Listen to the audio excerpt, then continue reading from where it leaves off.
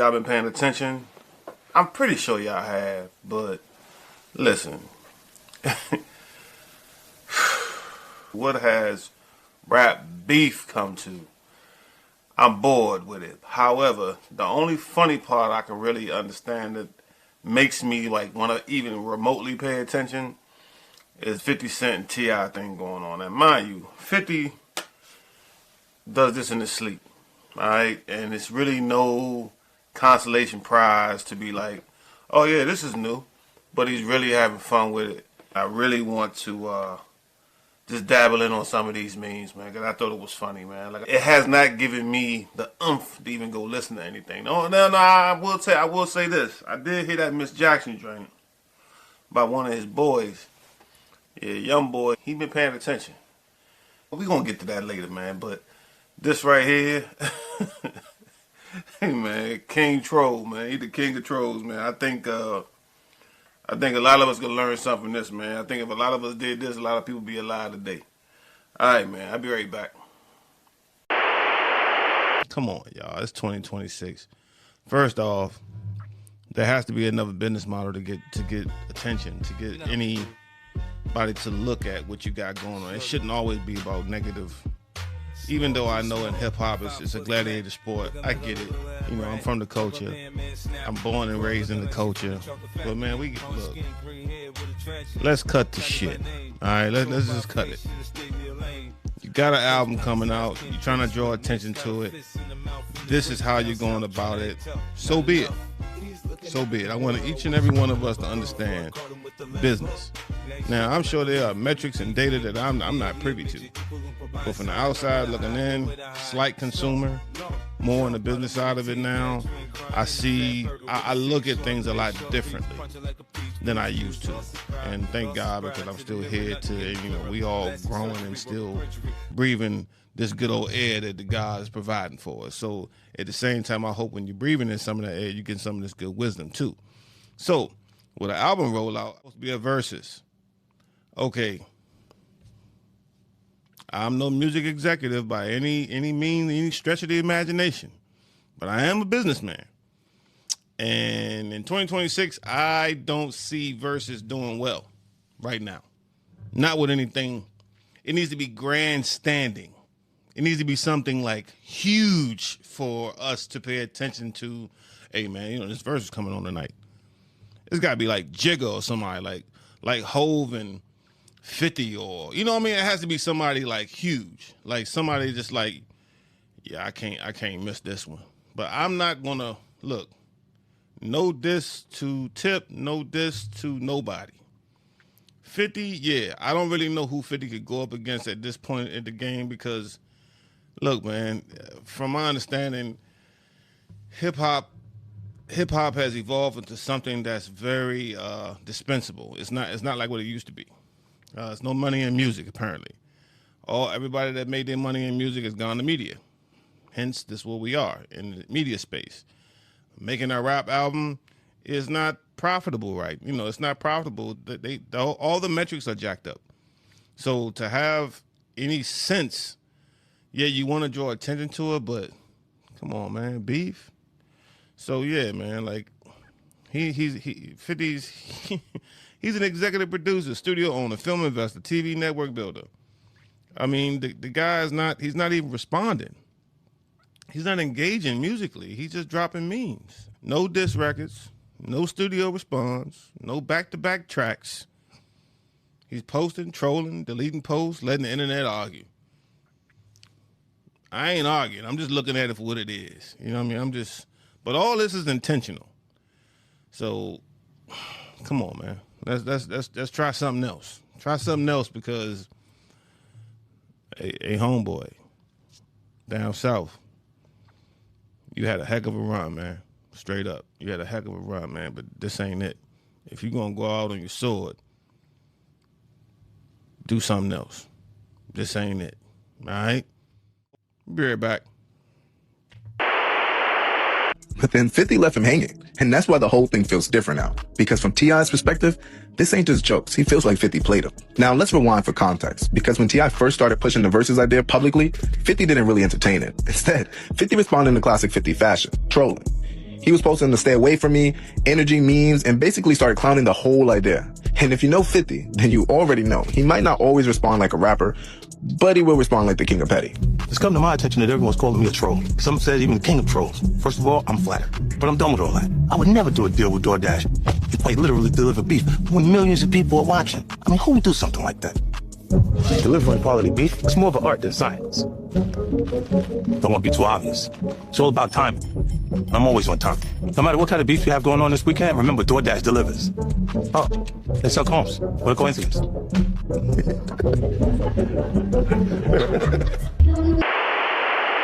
What did he say fuck me for? He did get stabbed, Vlad, right? shut the fuck up with that shit. So now that we got that out the way, as per usual, here at Ad Weekly, we always push the narrative of positive change, however it comes out, somehow, some way, we got to win out here. Don't matter if you're black, brown, white, purple, yellow, green, doesn't matter. We here to win. So the next one here, I got something for you guys. A guy no. He's totally familiar with winning, and his winning ways leaked onto a new sport. I'll be right back.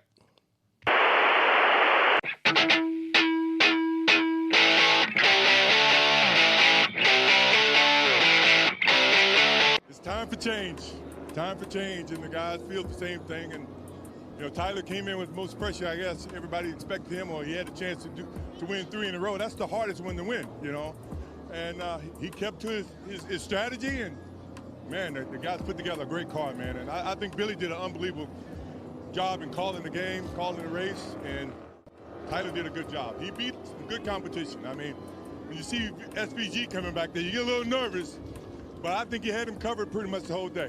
Michael, the records, the wins, the trophies, what does this all mean to you as a team owner here in this sport? Well, I'm proud of the team that we put together. I mean, Denny, I'm pretty sure it's the same way. He feels the same way as I do. And I think a lot of credit goes to him because I think he's the mastermind behind finding Tyler and putting together, Billy Scott and all that. Look, I just put up the money. I'm just a competitor. But I think Denny's done an unbelievable job in terms of helping build this team. And I think the team has done a good job in just taking our leadership and going out and winning. That's what it's about, winning. So we're going to see you in Phoenix? I'll be in Phoenix. I know it's MJ. MJ is one of the greats, one of the best to ever do it. During his NBA career, spectacular. What he got? Six chips, multiple All-Stars, Hall of Famer. You can't take nothing away from him. He did it. He done it. He did it, and he keeps doing it. Now with 2311, a guy named Hamlin. This guy, Denny Hamlin. Denny Hamlin knows the NASCAR. He knows what's going on. But ever since that charter and antitrust lawsuit, basically Jordan and Hamlin refused to sign NASCAR's 2025 charter agreement, arguing the system was unfair and anti-competitive, leading them to file an antitrust lawsuit against NASCAR. At the end of the day, a settlement was reached. Before you know it, the season started. And since the season's been started, I guess the guy Tyler Reddick, first game he won a Daytona 500, one of the most famous races in the world. He won it. Daytona 500, first time. Right after that, boom, won it again. Now, I don't know, because of declining sponsorship deals, fewer races on broadcast TV, rising competition from other motorsports and entertainment options, 3 straight wins sure sounds like a good way to jumpstart, get my eyes on it, because I never watched NASCAR for nothing. It was nothing fun. Outside of like the Dale Earnhardt Juniors and Dale Earnhardt, Kyle Petty's, like I know a few drivers, the OG veterans, like those guys. But I couldn't tell you like a guy that shows up every weekend or every day and drives. I couldn't tell you. So 2311, that's Jordan and Hamlin's. They co-owners of the same team. Got my eyes locked on it. So I'll definitely be tuning in. So congratulations to 2311. Congratulations to NASCAR for actually doing the right thing. Jeez. You can't beat that, man. I mean, like, yeah, it looked sucky at first, but Tyler Reddick, man, he's a champion, man. Dude's the front runner. You can't stop progress. And shout out to you guys for coming to an agreement and look at the results. See? People come together and they win. All right, guys, so I got something else for you, man. I'll be right back. I don't know if you guys still familiar with the late, great Nipsey Hussle. His brother, Black Sam, is doing God's work.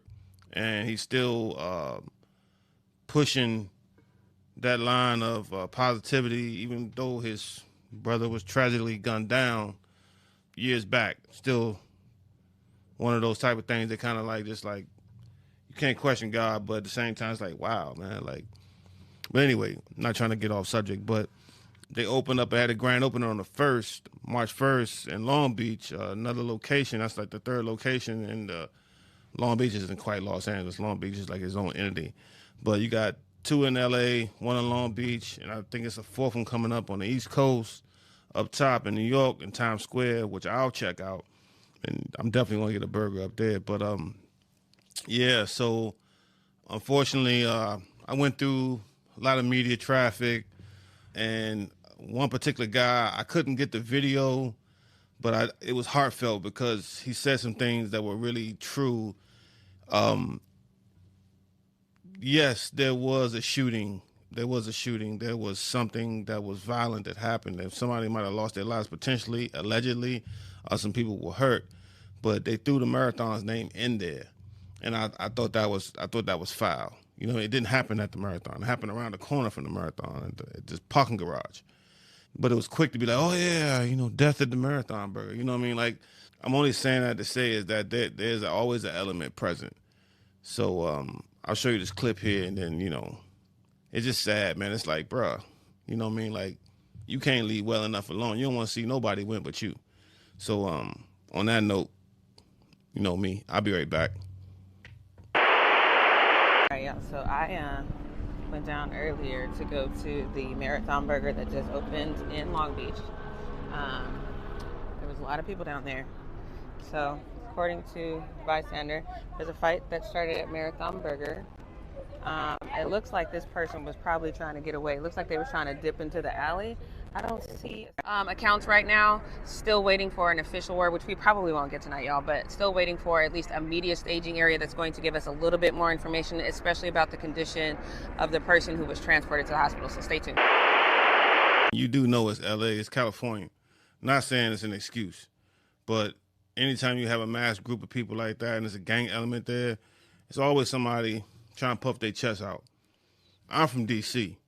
D.C., when I came up, it was all about D's. Now, one thing I like about California, they still about D's. But what I don't understand is, and this goes for any place, any state, if your first line of defense is, hey man, like, you got an issue, all right, cool, let's go around back. Let's not make no noise. Let's take it to the back, go around wherever, just stay out of the eyesight. I'm not promoting violence, but at least whatever you do, you get your issue on, y'all go y'all separate ways. But how come every time a dude, he beating his chest and you get the brakes knocked off of you, and now you want to go grab a pistol? Yeah, you a sucker. If these ain't gonna work for you, Slim, man, you can see him another day. That's all I'm gonna say, man. I know it's like out there it's politics and all that, and I get it. I'm talking about over here. I can't speak for no gang member. They lost a lot of lives out there, so I get it.